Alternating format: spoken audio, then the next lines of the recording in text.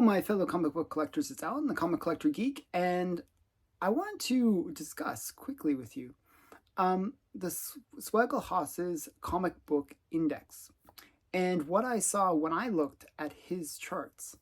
Um, he basically takes a look at almost like the way the S&P works, where you look at the stock market and you see how do the stocks perform, and you see that little trend, those trend lines. And he does the same with comics. He looks at the top 100 comics, and he sees how big the sales are for each month, and then you could get sort of a index from that of how well the whole market is performing per age. So he'll look at the Silver Age, Bronze Age, Copper Age, and Modern Ages, and see how well those books are performing over time. And he'll do it each month, so you get that sort of trend line. Now, the thing that I thought was very interesting was if you had bought some comics at the peak of COVID, yes, you lost money. Those books have really dropped a lot. We're talking the peak was around August to September of 2021, and they dropped a lot since that time. That was the peak, and some of the books have dropped as much as 80%. During COVID, there was this weird trend where basically you could buy a comic one day and then flip it for almost double that money a week later. And that was happening week over week. And that just is not sustainable. It's something where, it's very, very symptomatic of a potential crash. It's just not real. Like, comics do go up in value. If you look at historical trend lines, they do go up in value. And one of the things that I do on a weekly basis is I look at historical trend lines, because what I'm doing is I do my top Golden Age, top Silver Age, and I see how well books are performing, and I pick a few books to sort of do as an example to show, hey, these are new records, or these are books that haven't really performed that well. And I'm looking at sort of the top books a lot and how well they are performing. And that gives me a real insight to how the overall market is performing. And so when I looked at Swaggle video, which is really great. I mean, I really like Swaggle content. He's definitely a channel. If you haven't subscribed to him, you probably should go over and subscribe to his channel. I will link actually to his October video in the description of this video, because it's worth checking out. And it's the video that inspired this video. So I kind of wanted to add a little bit more to his video, where I saw a positive, a silver lining to the big dark clouds that he was describing. And that's really where I wanted to get into on this video. So I basically drew a picture, and you'll say, what is this picture? It doesn't make it much sense, but I'll make it make sense to you. I took a piece of paper, a white piece of paper, and I drew what kind of his trend lines look like, okay? So historically, if you looked at the trend line, it was kind of like a flat line that you see comic books, and they gradually go up over time. They go up gradually, and then we had 2019, where we have the comic boom, boom, and it was just like almost like a vertical line. This is not exact. Like, I didn't trace his trend lines. I'm just approximating it. So don't get me on my bad drawing, okay? So just so you know. But the point is, we had this really steep incline during COVID, where just the comics were just going, as I said, week over week, either doubling, some were up like 10 times over COVID, like from this point to this point. It was just insane amounts of increase during the COVID time. And then what you would expect is, once people realize, hey, this is not sustainable, this market is crazy, what you would expect is almost like a parallel, like not parallel, but a similar decline on the other end of the COVID bump.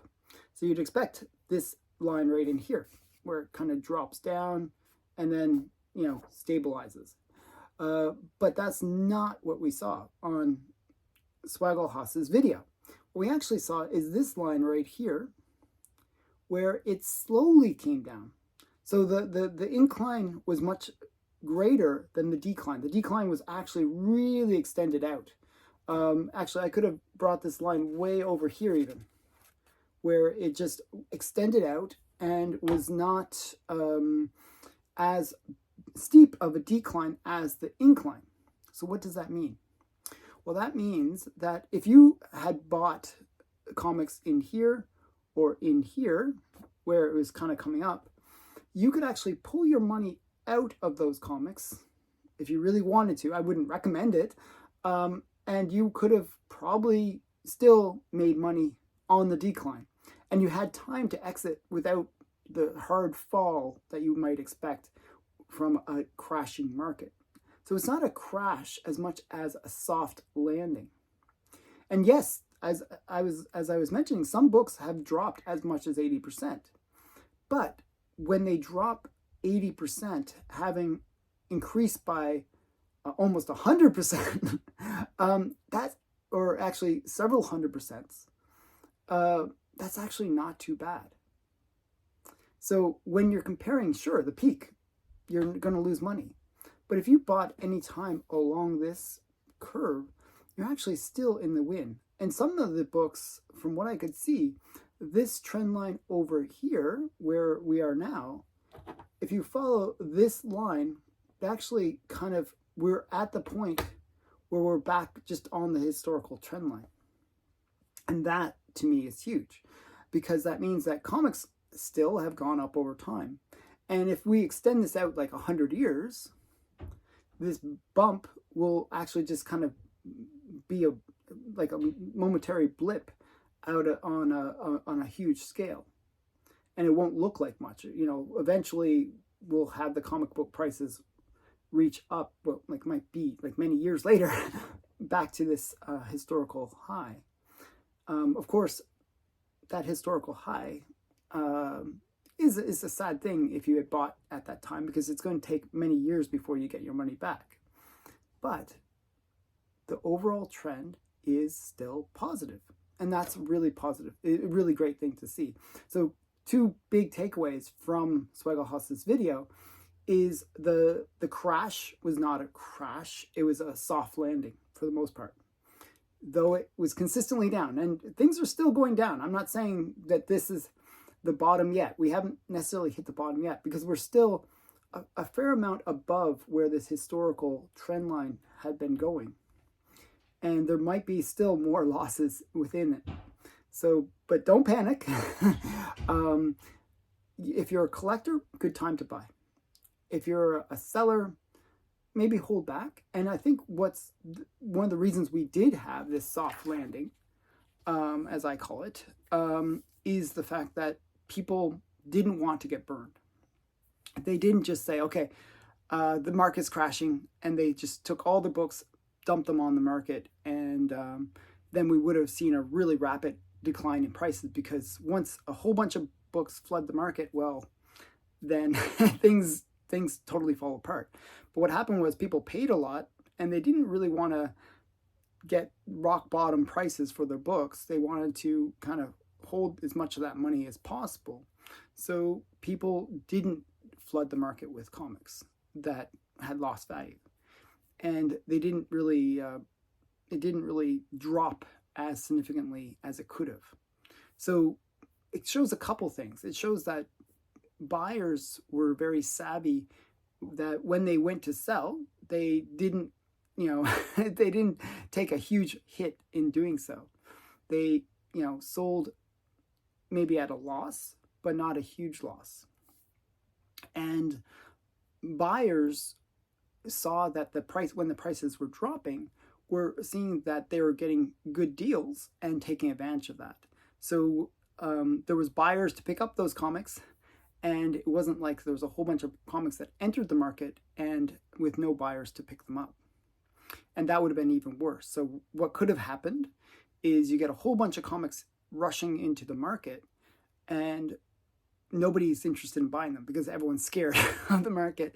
And that would be the end of the market, because what would happen is you take some book is worth $1,000, and there's like 1,000 copies on the market all of a sudden, and nobody wants to buy, that book becomes a dollar bin book.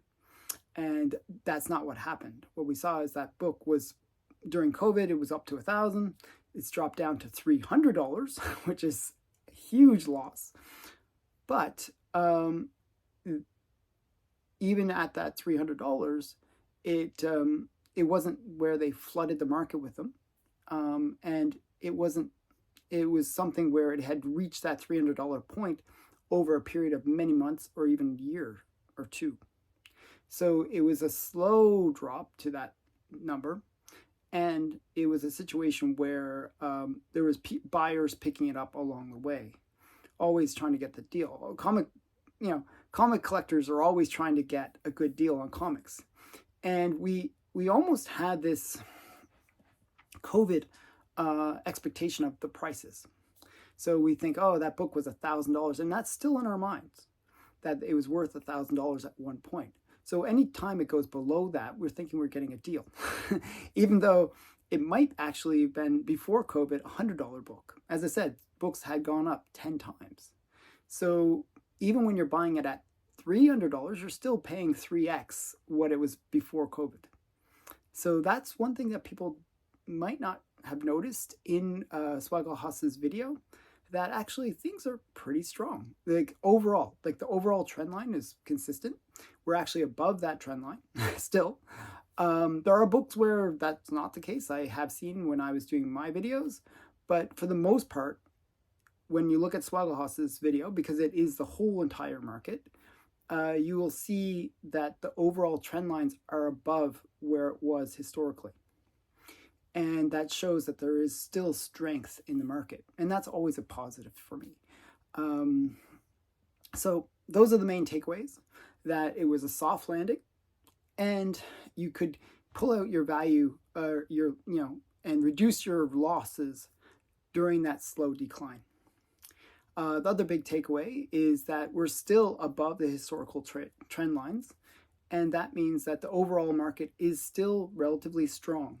If we had just ignored the COVID bump, which was a very, once in a lifetime kind of situation, if you had taken advantage of it, you made out like a bandit.